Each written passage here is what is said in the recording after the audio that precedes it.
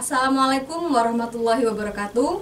Saya ucapkan selamat datang dan selamat bergabung kepada siswa-siswi baru SMA Muhammadiyah 3 Jember tahun ajaran 2021-2022.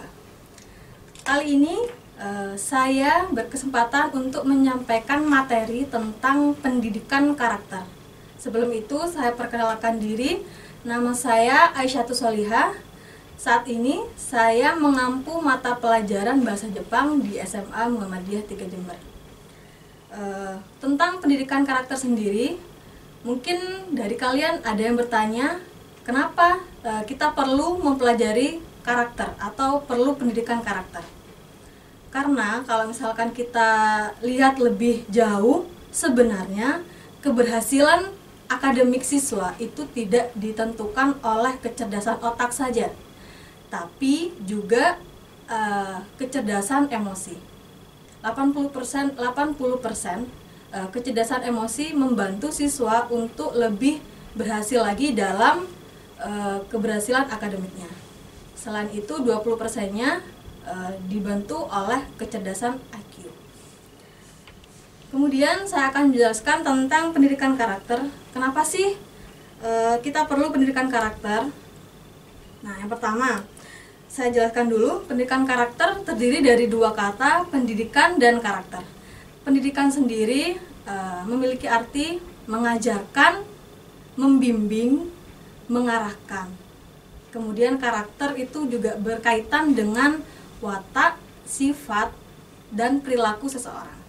Jadi kesimpulannya, pendidikan karakter itu adalah usaha untuk menjelaskan, membimbing, mendidik seseorang untuk memiliki karakter yang baik. Seperti itu.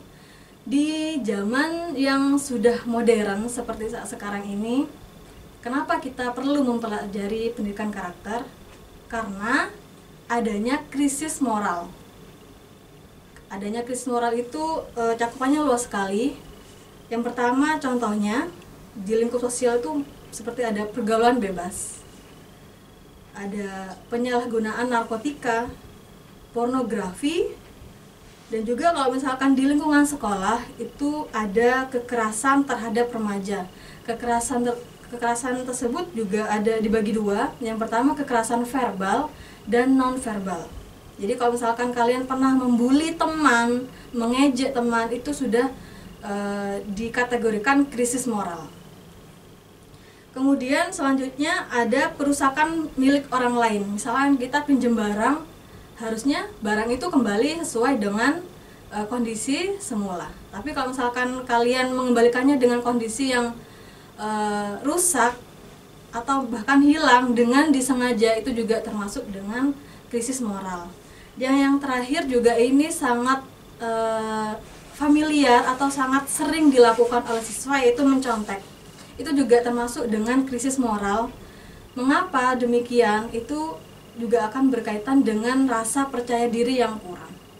Karena sebenarnya kita masing-masing sudah dianugerahi otak dan perasaan, sehingga kita tidak perlu lagi, misalkan kita mendapat materi atau mendapat tugas dari guru, kita tidak perlu mencontek sebenarnya. Kita hanya perlu memaksimalkan otak kita untuk mengerjakan tugas tersebut.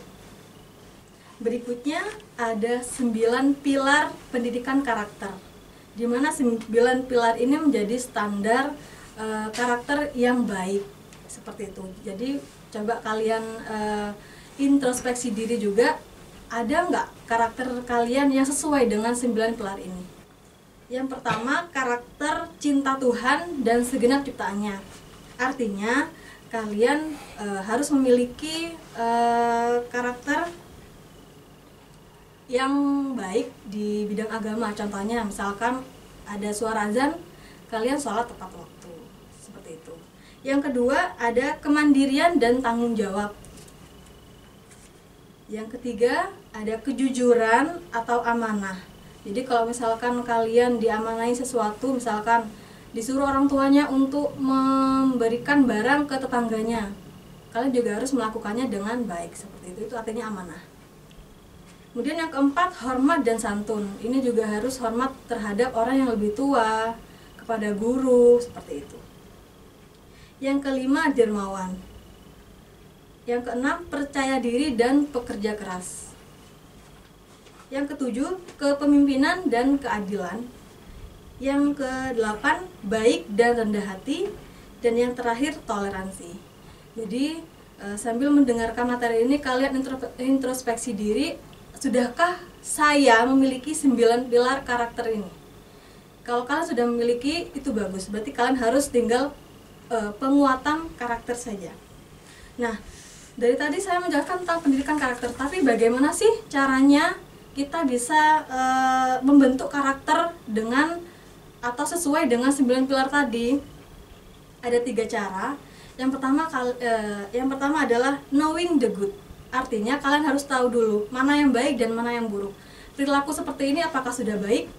Sikap seperti ini kepada orang lain apakah sudah baik? Seperti itu. Itu berkaitan dengan pengetahuan. Kita sejak kecil itu sudah diajarkan karakter yang baik oleh orang tua kita. Berlanjut dengan di sekolah juga kita diajari tata krama atau sopan santun yang baik. Hal yang seperti itu yang sudah kita terima, yang sudah kita ketahui mana yang baik dan mana yang buruk. Seperti itu.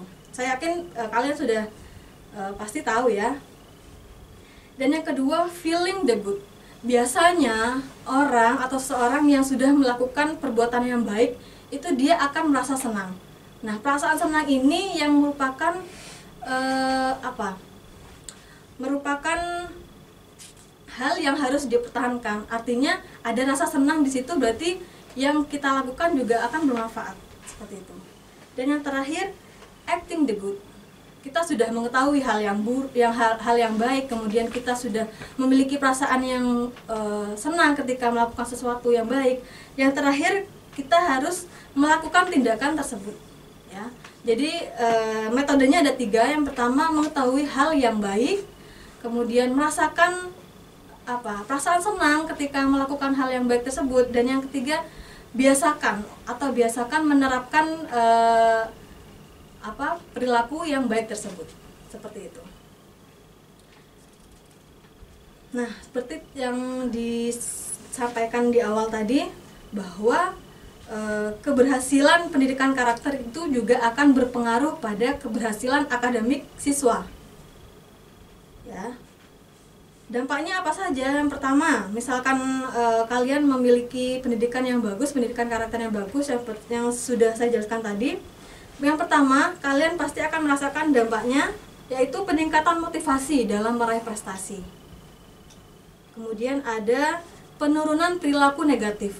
Jadi yang selama ini suka mencontek, suka coret-coret tembok di gedung sekolah, nah, suka buang sampah seperti itu juga akan mengalami penurunan kalau misalkan kita melakukan atau menerapkan pendidikan karakter yang baik seperti itu. Nah, kemudian ada faktor penyebab kegagalan anak di sekolah itu bukan karena bukan hanya pada kecerdasan otak saja, tapi juga terjadi karena karakter. Yang pertama yaitu rasa percaya diri. Ya. Yang kedua, kemampuan bekerja sama. Yang ketiga, kemampuan bergaul, kemampuan berkonsentrasi, rasa empati, dan kemampuan berkomunikasi. Seperti itu. Jadi saya harap anak-anak di sini setelah mendengarkan materi ini mulai ada rasa semangat untuk membiasakan berperilaku yang baik.